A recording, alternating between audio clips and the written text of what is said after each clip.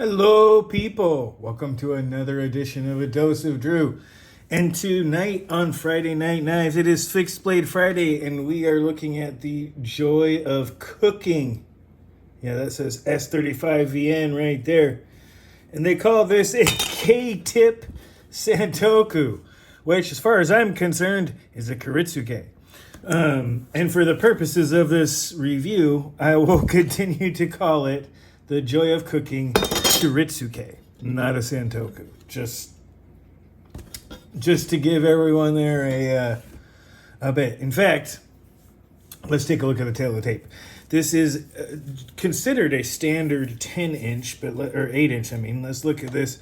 It is 8-inch from tip, it's a little over 8 inches actually from tip to heel, and it is 12 3/4 from tip to tail. So right there. Yeah, 12 3/4. And it's just a little over 8. It's like 8 1/4 at an angle. If you get there, it's just over 8. Just a little bit, about 8 and an eighth straight on. A little over that. So yeah, somewhere in there. It's a little tiny bit over 8 inches. We'll just put it that way. It's the kind of thing that any man, if he had just a little bit, maybe a little bit, would say more than 8. So we'll call it more than 8. Just a tiny bit. All right, so let's do a couple of this. So let's do a referential. So here is another knife that has appeared on the channel in some of the sharpening videos. This is my 7-inch Messermeister Spanish tip Nakiri in SG2. And for other reference, there's not enough room to put 2 of them up there. They're too darned big. There is the Benchmade station knife for size comparison. Very, very decent size. In fact, everything about that, there's a lot about it, but we'll get to it. The review is coming. Don't you worry. Let's look at the weight once this comes out here. Not too bad. 6 1/4 ounces for an 8-inch blade is pretty darn good. And it's very bare bones, and I say that in the best of ways. Balance point is Japanese style. It's right out in the sort of ricasso area. So where the pinch point is basically where the balance point is, which is fantastic, right? Small, thin handle, but still contoured absolutely wonderfully. So you can get back for chopping and still have a relatively small, it's not dished, but it's rounded in such a way that when you do get into the pinch, it actually kind of supports your pinch grip. So your thumb kind of rolls right onto that angle. And the other one, because it actually supports the pinch grip and the wraparound on this side, and then the thumb on this side. It's an interesting design. It works quite good. It supports the pinch grip very, very well, and even out control for such a smaller Western style handle and simple design. It is basically just 2 slabs. They say, and you can see it, this is linen micarta. So not really a commercial level thing. Anytime you talk micarta that has a natural fabric or anything like that, the possibility, even though it's in a resin and is vacuum formed or anything like that, for tiny pieces, I mean, the reason why moisture works is because you can get to the fibers. If you can get to the fibers, small microscopic organisms can, and they can multiply or at least survive in it. It's very rare, but it is possible, especially in a commercial kitchen. Things like G10 are better for that, where they're completely impermeable. It's just glass and resin. Natural fibers, on the other hand, may present some sort. I don't know if they're approved by OSHA, if they've done tests or anything like that, but just my general precaution would say go with G10 if you're in a commercial kitchen. At home, where you clean it after using it just a little bit instead of like 8 hours at a time, who cares? I like my micarta better because it gets wet and is still sticky. Even if there's a little bit of oil, even if there's a little bit, the impermeability and the permeability come together to make it a frictional. This thing is smooth and it's still very high friction. It's got a lot of grip, which is wonderful. Thin blade, tiny bit of distal taper. I'll give you the tail of the calipers here. zero this bad boy back out. So right up here, 0.895, right? All the way out here at the tip. Get it as close to the top as I can because it's all beveled. 0.70. You say that's too close? Well, it's going to hit the highest point. It's going to squeeze the highest point no matter what. Right, the thickest point is going to be what's squeezed. So 71 there. From basically 0.9 minus a little bit of finishing work. Like if I come way down, it's if I come down and flatten it out, it's 0.9 something. If I come up just the tip, it's 0.9 on the dot. Right, so yeah, it's at 0.7 inches. So 0.066 at that point, but right up at the most 0.7. So 0.9 to 0.09 to 0.07. 200ths of an inch or half a millimeter of distal taper. Get this thing out of here. So half a millimeter approximately of distal taper from the base all the way out to the tip. And then of course, this tall grind. We'll get to that grind in a minute. First, let's go by the damn nice criteria, and that is design, aesthetics, mechanics. At this point, we'll talk about a couple things on that. That's noteworthy points, intended purpose, cost to value ratio, and of course, expectations and or requests, which there would be on this one. But here's the thing. This thing's $199. The guy who does this, I believe is it Becker Knives? It also does Becker Knives. If I'm wrong on that, correct me in the comments, please. I believe it's Becker Knives. So, also does this Joy of Cooking, which is fantastic. I love that he does cooking as well. And it's S35VN. It's $200, which is basically look, man. I don't know if any of you watching know much about kitchen knives, but that's basically about the price of a 420 HC Wusthof. Right, a high-end, highly finished 420 HC Wusthof. We'll get to the finishing here in a minute. So the design for $199, let's just say it's cheap. Okay, it is, and it's not. Let me say it's not cheap. It's inexpensive. Right, that's not a lot of money for S35VN and micarta. Okay, that's a pretty darn good price. We'll get to the rest of it, where the money, because that's obviously the money was spent on materials and decent finishing, and trying to keep the price low. We'll get to that as well. But the Kiritsuke, I already talked about the balance. This knocked down heel right here, that means you're not going to have a pokey thing coming back at you. Like, it's really hard. It rounds back and then gets to the edge. Like, you can, I almost did. I found the point. It's like right there. You can cut yourself in it if you roll up and then come back down, but you're not just going to go and catch a pointy part. So there's a safety as well as utility when it comes to sharpening.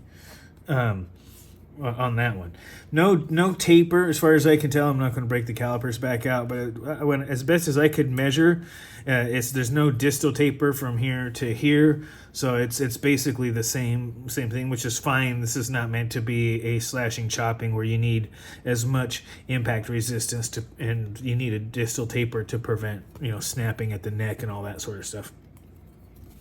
So it is very, very well designed on that. And as far as the aesthetics go, I love the Kiritsuke.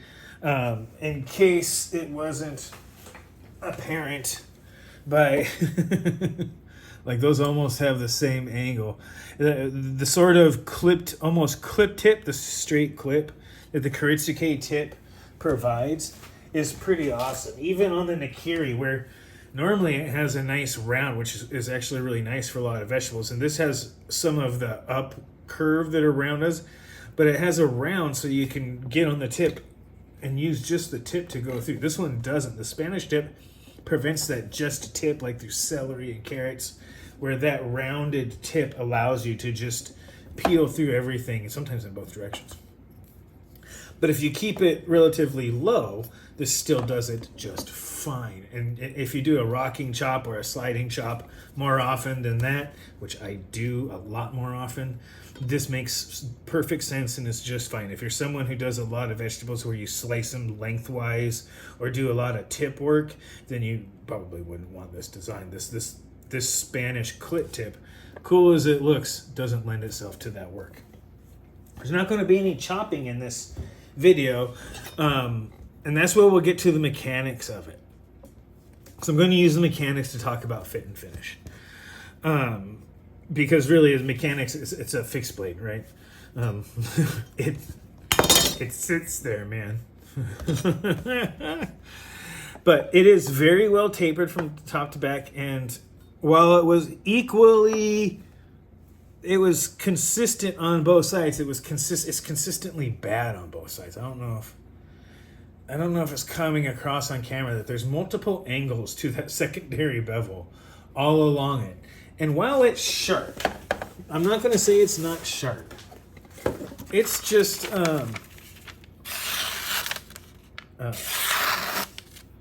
it's really rough, and that took a stropping or two to get there.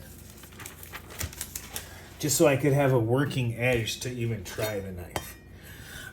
The other thing is, being as inexpensive as it is, all of the edges are knocked down, right? They are buffed out to what I would consider to be the barest minimum to prevent these cutouts from cutting you.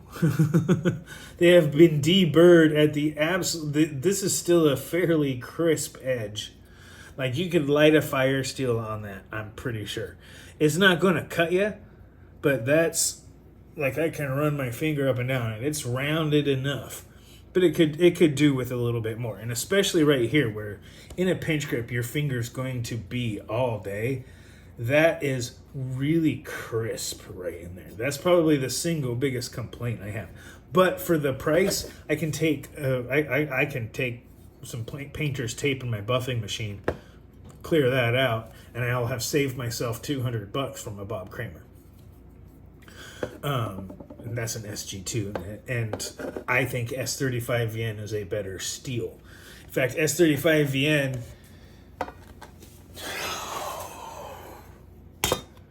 is everything CPM 154 is with higher edge retention. That's a subject for a later video, but that's going to be coming later. CPM 154 used to be probably the best balanced steel. For a short time, S35VN took that crown from it, and we all know who has the crown right now. We'd just love to see more kitchen knives. So finding that at $199 is probably not going to happen, but finding S35VN at $199, that's pretty cool. And that gets me to the edge. About the noteworthy points. One, the fit and finish is minimal on the steel edges. It is crisp, which is not again, for the home user that's using it just for a few things now and then, instead of, this is not like an all day, like prep cook sort of knife, and it shows. Like, it knows it's not that. This is a home joy of cooking. This is a home cook, home chef kind of knife where it's comfortable to hold, but it's not the kind of knife you want to use for 4 to 6 or 8 hours a day. Right, they would need to be knocked down. There need to be a lot more comfort stuff built into it. But it does all of that well. The balance is really good. The edge is all sorts of messed up, and I kind of don't care. Because quite honestly, I don't have factory edges. The CPM 154 Benchmade station knife was the knife that I owned that had the longest factory edge on it. And it's not just that it lasted the longest, it's the one that I left on the longest. To see how it wore down, to see how their select edge. As someone who reviews knives and stuff like that, I actually wanted to see how that factory... I usually don't. Like, my Wusthof edge, that was gone. I think I cut like 1 or 2 things with it before I sharpened it. And so most of my kitchen knives never keep their factory edge anyway. And so this may present a wonderful opportunity for me to do a rebeveling video instead of the Shaman Number one, it's more fun for me to sharpen kitchen knives in the size. I just find it more enjoyable. And number three, S35VN can be sharpened on both diamonds and alumina stones, and I think I'm going to showcase that during the rebeveling. But anyway, we'll talk about that. So, but really, factory kitchen knives don't maintain their secondary bevel with me for very long unless I intend to. And I can tell you right now, this one sucks. It's not going to last very long. This wasn't the greatest bevel. I had to strop it 4 times per side on a 1 micron diamond strop just to get an edge that would cut paper reliably for the video. And I have no problem telling you that. It wasn't deburred very well. It was, again, multiple angles. The strop gave it a polished final edge, but depending upon where you go through it, especially in this area right here, it's still a little questionable. But it's inexpensive, right? I can take. I got a Scotch-Brite on my buffer on my hobby buffer right now. I can put some painter's tape on there, roll the inside of that around in there a little bit, and knock that edge down a little bit, and my complaint's gone. I'm a do-it-yourselfer, so I don't care. I sharpen my own knife, so I don't care. This is, I think, kind of for that sort of enthusiast. Because if you're just someone who's grabbing it, be ready to sharpen it yourself. And don't use a pull-through sharpener, please. Just, please don't. But yeah, there's plenty here to do. And I'm thinking about rebeveling it to around 15 degrees per side for that secondary bevel, a little bit higher than some of the Japanese, and the S35VN can take it. But definitely much lower than a lot of Western style. S35VN has the edge retention and the toughness to be able to handle something like a 15 degree kitchen bevel. It could probably go down to 13, but 15 just seems right. I might go 16, but 15 seems right. I think that's the right way to go with this.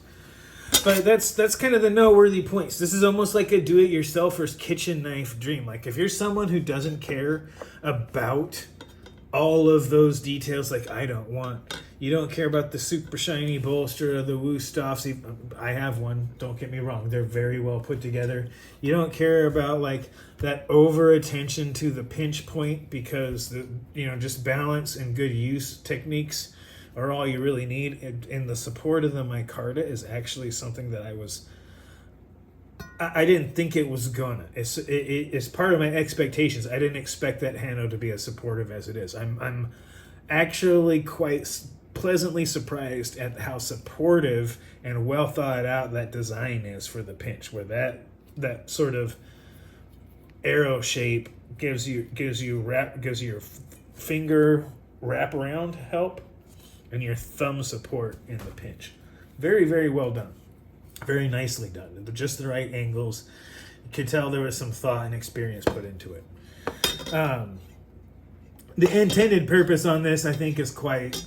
This is a chef's knife of a Kiritsuke type. If you don't like the upsweep where you don't need it, where you do a lot. For me, I don't need the upsweep of a chef's knife nearly as much as I do the slide or push chop of like a Kiritsuke or an Akiri or something like that. That's just my style. I am just me. So often a smaller knife, I don't have huge chunks. I'm only cutting up a couple mushrooms at a time. At worst, I'm cutting up a steak and I have a 10-inch chef's slicer for that and all sorts of other stuff. I have, for the few jobs I have where I need a bigger knife, for a guy who has several chef's knives, I just don't need them that often. And it's always a joy when I do get to use them on something. And this one's going to be no different. But I think I'm going to take that number one. This knife cries for sort of a do-it-yourselfer to put your own edge on it however you like. It doesn't have the best factory edge on it. But you'll want to put your own edge on it. Whatever edge you like. You like it polished because you go through a lot of fruits and vegetables or do push cuts a lot, which happens a lot with kitchenware and foodstuffs and that sort of thing. You know, you can take it out polished. You can take it to like a 600 if you do a lot of meat work, or a 1000, 1200, and then polish it up on a strop if you want to keep it toothy so that you can just peel soft stuff away. This is could use maybe some Grantons or a hollow grind or something, but it would still do a good job of doing slicing cuts on meat and stuff like that. Depending on how you want, if you're doing fish, you'll want to get it polished up so you don't cut through the fiber. On beef, if you're doing it right before you prep at home, this is going to be just fine. Everything, I would say everything but fish. If you do a lot of fish, you'll want to polish this up so that you don't push through the fibers. You slice them with a polished edge. But it's kind of a do-it-yourselfer, and that's kind of where I go with the intended purpose. It's meant to be a low-cost starting point kitchen knife for a home cook, do-it-yourselfer, and knife enthusiast. If you recognize the next category, which is the cost to value, right? The value of this is that at $200, this is the same price as a Wusthof. You get a steel that's got leagues, I want to say orders of magnitude more edge retention than that. It's got toughness that can get fairly close to it, hardness that supports a thinner edge to go with that toughness, and a micarta, a linen micarta handle that really is great in the kitchen for maintaining grip. Even if your hand gets wet or a little, greasy or got some stuff on it, it still maintains some of that grip, which is fantastic. Great geometry, well thought out balance. It's going to be a joy to use. The overall bit right there for expectations, I expected it to be good. It's better than I thought in some respects, and worse. It's worse in the fit and finish, in that the edges are so crisp. They're not cut you crisp, but man, if you had to use this a lot, this would raise a blister real fast. You'd get a callus before long, but that would be uncomfortable to say the least. And the edges are just really not there. And of course, the uneven sort of wobbly edge on that secondary bevel that as it came. It's not worth sending it back. As I said, I never keep the factory edge anyway, so if you're someone that doesn't sharpen your own knives like that, so that's going to be a real bummer if you get something like that. But if you're someone who does, you're not going to care. Like, you're going to sharpen it. Like, you're going to be a little bit mad, but at the same time, you're like, yep, break out the stones. I get to put my own edge on it right off the bat. So, you'll try it once if you're like me, and you'll be like, ooh, I wonder what this will take. I will say that they say it's right around that 60 to 61 or so HRC, which is right in the ballpark. 60 to 61 is right in the ballpark for S35VN. Has great toughness to edge retention ratio at that route. It is fantastic. Does really good at a kitchen knife. Corrosion resistance around CPM 154, toughness around CPM 154, edge retention that beats it by a good 20-25% at least. So yeah, there's quite a bit to like about this when it comes to all of that and the value it presents. I expected it to be well done. It's more well thought out and engineered than I expected. But the fit and finish is a little bit below what I expected. But it's not bad. It's the bare minimum to make it, not dangerous, anything like that. Like, that's not going to cut you, but it isn't going to be comfortable. But it's just enough to get it out there and get it out to the public and not have it be dangerous and not spend any extra time than necessary on processing costs so you can keep the price low. No extra bolster with all the extra material, and just the linen micarta contoured beautifully for both a chopping grip as well as a pinch grip. It does it absolutely beautifully. Requests. Man, Magna Cut. Give us a 2-tiered version. Give us another tiered version of this to give it in Magna Cut. And to put a little more buffing on the finger area. This is probably I don't care so much about the top. The top would be nice if it was rounded, but it doesn't need to be. It gives you control surface. But man, the finger part right here, the finger area needs a little bit more rounding on the corners there. It's just going to kill your finger. That's probably about the biggest request. Because this is a fantastic design, very simplistic, great for the home cook. Again, I wouldn't recommend it for the commercial cook, but it is still quite nice. You can sharpen it up to an extent. The carbides are small, but as long as you're not going up too polished, you can sharpen it on aluminum. You can probably even if you skip big enough grits, you can probably even sharpen it on some regular water stones. But on the higher grits, I recommend diamond. The lower grits, you can do alumina, and S35VN is sharpenable enough to do so. It's probably about as top line as you can get at high hardness and heat treat. Right up there with SG2 or D2 or some of these other ones. I have done M390 at low grits as well. It just doesn't keep a very good edge. You're better off hitting something. I've done S30V. You can do it up to a certain point as long as the grits are bigger than the carbides that are in the steel. You'll be fine. That includes using sharpening rods or anything like that. As long as the grit you're using is significantly larger than the carbide size, it will remove material. You're removing more matrix steel than carbide, and the carbides are just going to get swept away in the tide, so to speak. So with this being a powder metallurgy steel and the small carbide size and all that sort of stuff, you can probably take this up to a 1000 grit or so with no fear, all the way up in alumina, and then just try and find something a little bit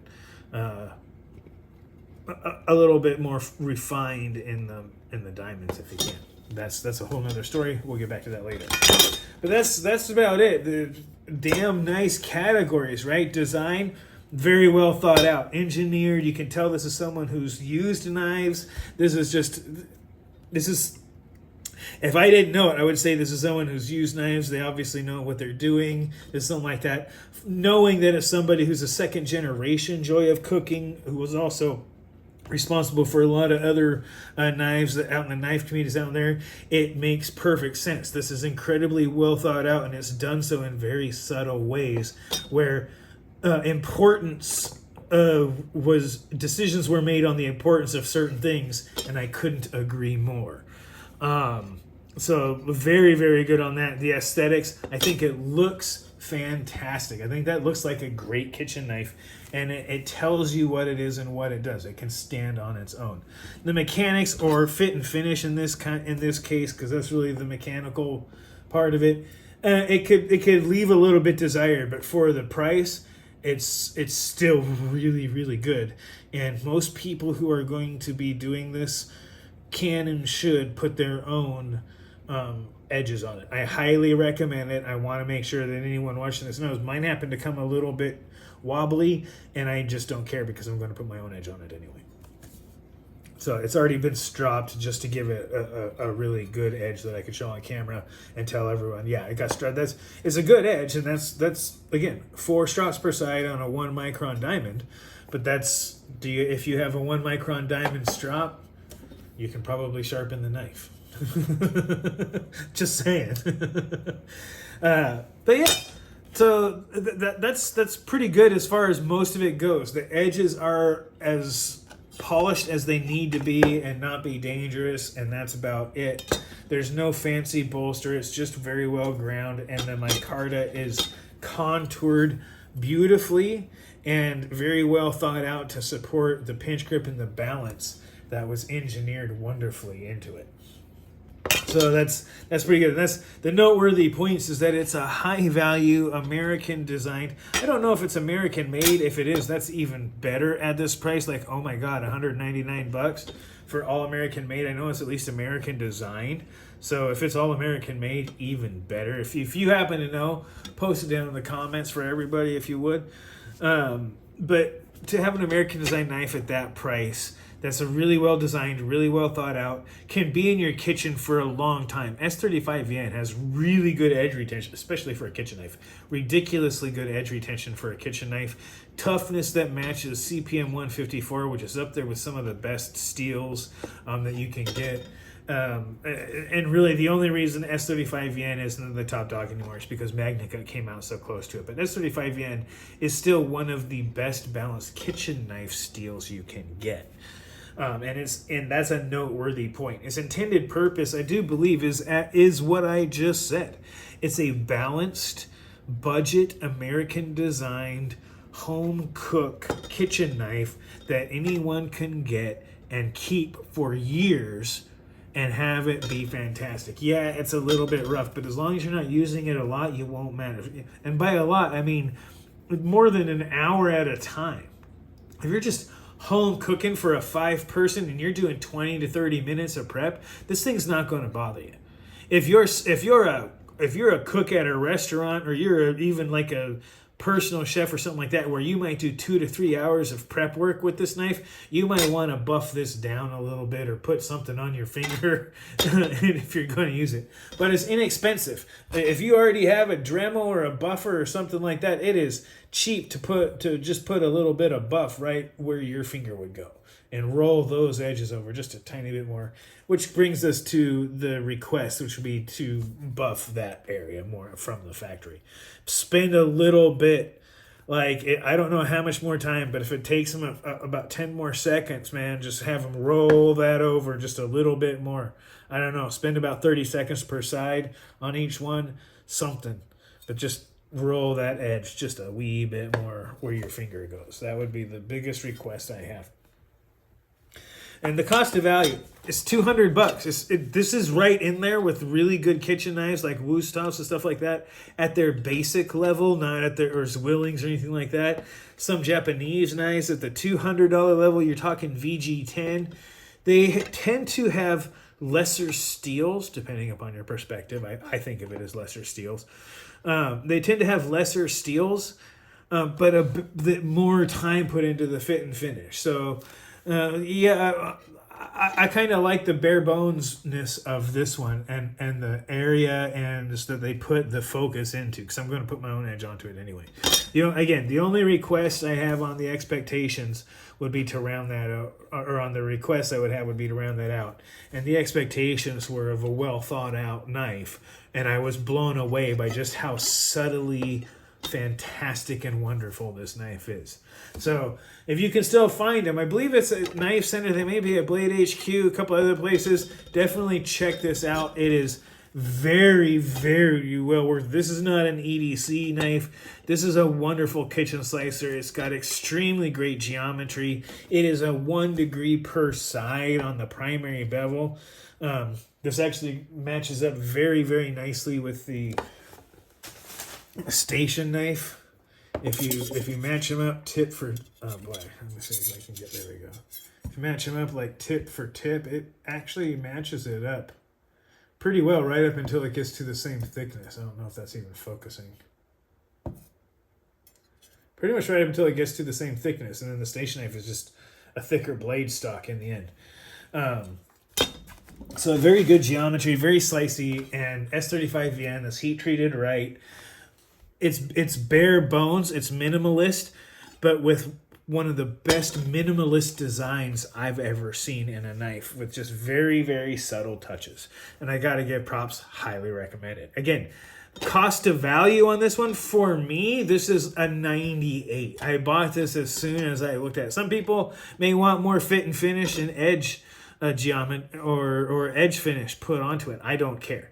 I like what I have. I can buff this out. I don't use the knife for long enough periods of time for it to actually matter. If it ever bothers me, I'll spend 10 minutes with a buffer and roll that over a little bit more. But more importantly, I'm going to reprofile the edge, and it actually gives me a way to do a kitchen knife for the story. I had already sharpened all my other ones that were needed sharpening or I wanted to dull. So this gives me a way to reprofile it. And I'm going with mixed stones, and we'll get to that when the story comes.